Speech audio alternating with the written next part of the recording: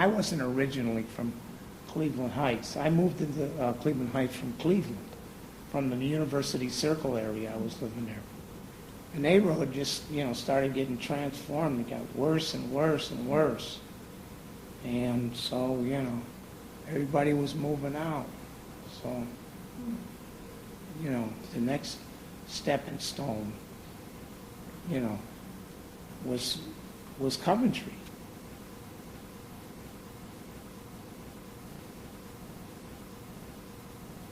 It was just, I found an apartment there it was like a big 6-room apartment, clean. The rent was $115 a month. So, and I needed more room too, because I had this huge collection of records and books that was just all over the place.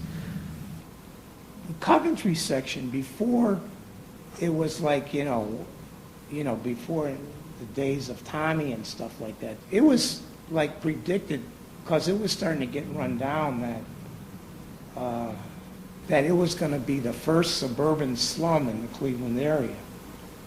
And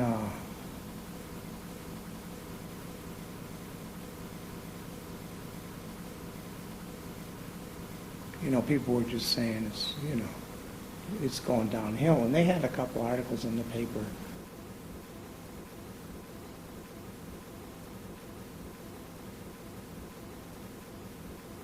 At that time, it was an old Jewish neighborhood. There were a lot of old Jewish people, immigrants and stuff.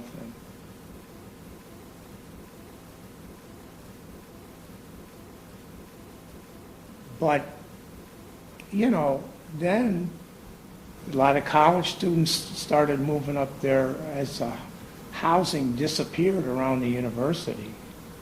They were knocking things down. So, college students, and then, just miscellaneous intellectuals and stuff like that started, moving in. And so, it became like a real nice community. And then, you had like this other set of people, these young, like high school or just out of high school age kids that, hung around the record revolution and record exchange, and they used to, that was another scene, They used to sell clothes too. In fact, I got if I had known this was going to happen, I'd have worn my Record Revolution shirt that they gave me to wear. So there was a lot of people that used to come into the area, like from other parts of Cleveland, because there were kindred spirits there.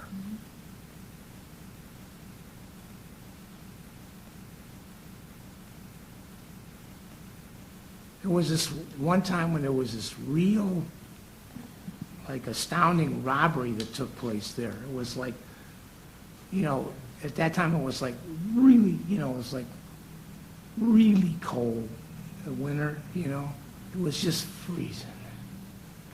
And so everybody just went home and went to bed. But some enterprising thieves broke into, Record Revolution. There was nobody there, nobody on the street or anything. And, stole all their hi-fi, their equipment and everything. They stole a lot of stuff. The record exchange was started by two Armenian guys, brothers, that used to just fight like it was terror. Like they'd get into physical fights with each other. And, the mother would be horrified, she'd come in there and she'd yell at them and everything. But those guys were making out like bandits. They were doing tremendous. They had stores all over Cleveland. They had them in Detroit and stuff like that. And, it's just like everything they touched turned to gold. What it was like, you bring up your old albums and they give you some, they'd give you a certain amount in cash or, more in credit. Mm-hmm. And, but now, like with the computers and everybody's, like copying music off of computers and that all. that all went.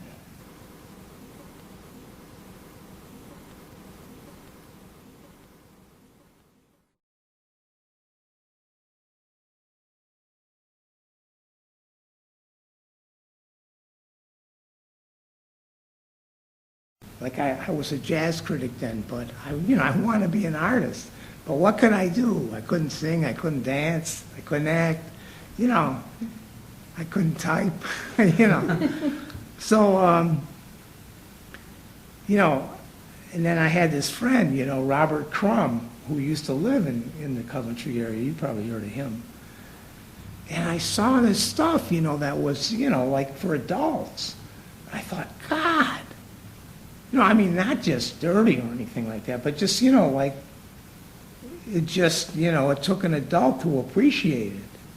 I said, and I thought, well, you can do, like what Crumb's doing, but you can do, you can do a lot of other things. And I was thinking, well, what could I do? And then I thought, well, I could write about, my own life. That's what I know about. And I could write about, everyday experiences, which, are real important to a lot of people, but they never get written about, portrayed, or anything like that.